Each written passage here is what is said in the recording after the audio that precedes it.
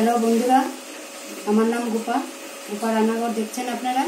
এখন আমি আমার ছেলেকে ভাত দেবো, ও স্কুল থেকে আসছে। ভাত নিয়ে বসলাম।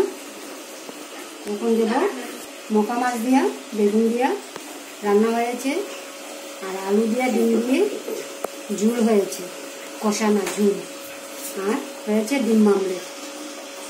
এগুলো দিয়ে পেঁয়াজ দিয়া মোকা মাছে, ছোটো ছোটো মোকা মাছ, এগুলারে ভাজা ভাজা করেছি।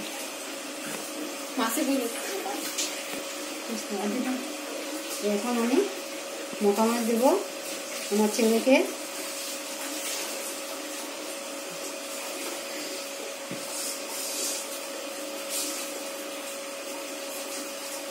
এই যে মাছ দিয়েছি, এখন দেবো মোকা মাছের ভাজা পেঁয়াজ দিয়ে, তারপরে দেব ডিমের ঝুল,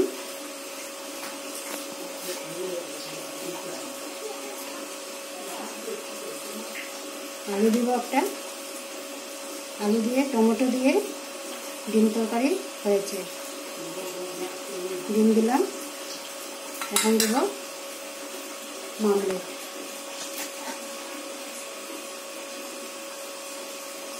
শেষ, আমার দেওয়া শেষ। আমি এখানেই শেষ করলাম।